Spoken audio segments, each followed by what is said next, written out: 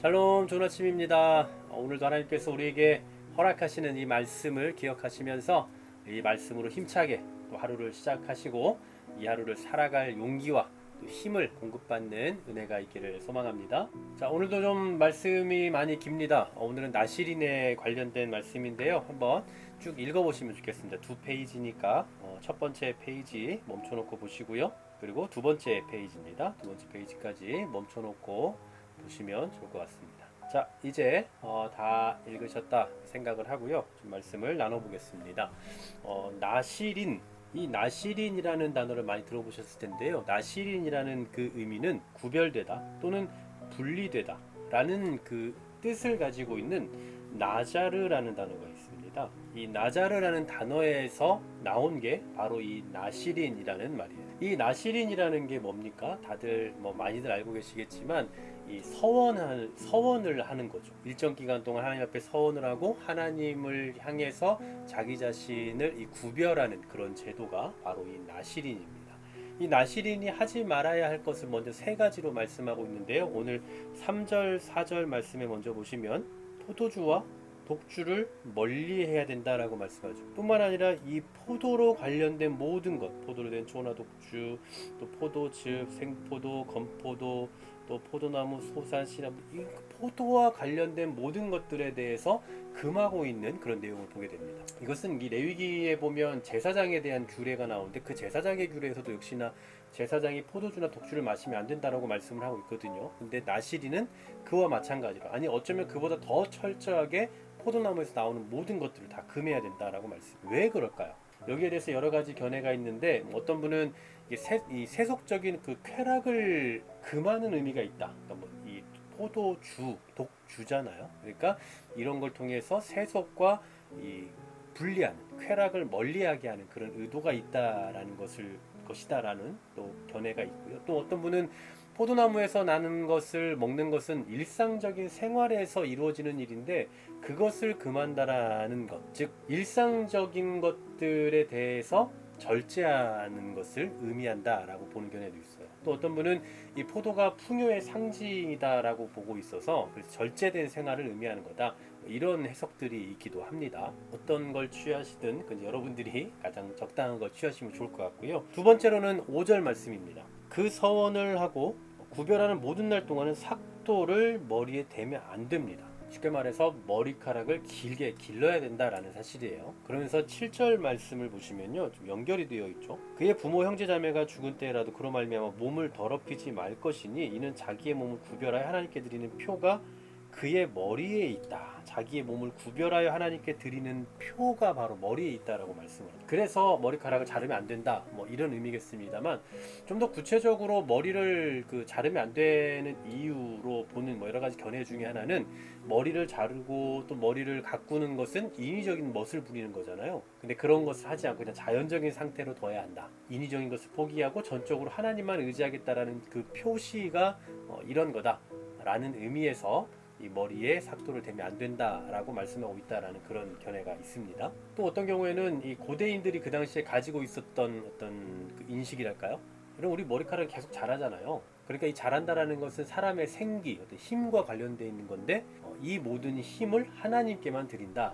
아무데도 쏟지 않고 오직 하나님께만 쏟는다라는 의미에서 이 생명력, 이 생명의 근원을 끊지 않는다. 그런 의미다라고 보는 분들도 있습니다. 또 세 번째로는 이 시체를 가까이 하면 안 되는데요. 6절 말씀 보십시오. 자기의 몸을 구별하여 여호와께 드리는 모든 날 동안은 시체를 가까이 하지 말라라고 말씀합니다. 심지어 부모 형제가 죽을 때라도 마찬가지예요. 7절에서 이렇게 말씀하잖아요. 그의 부모 형제가 죽은 때라도 그로 말미암아 몸을 더럽히지 말아야 된다. 왜 그렇습니까? 시체는 뭘 의미해요? 죽음을 상징하죠. 또 죽음은 어디에서부터 출발합니까? 죄에서부터 출발하잖아요. 죄의 결과가 죽음이죠. 그런데 하나님은 생명만 있는 분이세요. 하나님에게 죽음이라는 게 존재하지 않아요. 그래서 이 시체, 즉 죽음은 하나님의 속성과는 맞지 않는 겁니다. 또 죄는 하나님께 가까이 할 수가 없죠. 그래서 이런 의식적인 정결을 통해서 하나님의 백성은 혹은 이 나시리는 철저히 하나님으로부터 아니 하나님에게 구별되어야 한다라는 것을 보여주고 있는 겁니다. 자, 그렇다면 이 나시린 서원의 의미가 과연 뭘까요? 오늘 본문에 되게 자주 등장하고 있는 표현이 하나가 있습니다. 자, 2절부터 쭉 보시면 나오는데요. 2절에 자기 몸을 구별하여. 또 4절에도 자기 몸을 구별하는 모든 날. 6절에도 자기의 몸을 구별하여. 또 8절 자기의 몸을 구별하는 모든 날 또 뒤에 12절에도 보시면 자기 몸을 구별하여. 또 13절에 자기의 몸을 구별한 날이 차면. 자, 계속해서 이 뒤에도 18절에 나오고 계속 나오는데 계속적으로 반복하고 있는 표현이에요. 자기의 몸을 구별한다. 여러분, 자기의 몸을 구별한다라는 것은 자발적인 거죠. 자발적으로 자기의 몸을 구별하여 드리는 것. 하나님께로 구별된 그런 모습을 보여주고 있다라고 생각할 수 있는 거예요. 신약에 오게 되면 예수 그리스도로 말미암아 구원을 받은 모든 그리스도인들은 나실인이라고 말씀을 해요. 여러분 로마서 12장 1, 2절 잘 알고 있는 말씀 아닙니까? 너희 몸을 하나님이 기뻐하시는 거룩한 산 제물로 드려라. 여러분, 이게 곧 나실인이잖아요. 하나님께 드려지는, 하나님께 구별되는 그런 삶. 그래서 이러한 삶을 살아가는 현재의 우리를 뭐라고 표현하고 있습니까? 바로 성도죠. 거룩한 이름이에요. 거룩한 물이라는 거 아니겠어요? 거룩하다라는 것은 나실인과 관계가 있는 거예요. 구별된 존재라는 거죠. 하나님께로만 향하는 그런 구별된 존재가 바로 성도다라는. 두 번째 의미는 나실인은 자기의 몸을 철저히 구별하여 하나님께 드림으로 이스라엘 공동체가 하나님께 구별된 거룩한 백성이라는 사실을 상기시켜주고 있어요. 그러니까 이스라엘 백성들의 정체성입니다.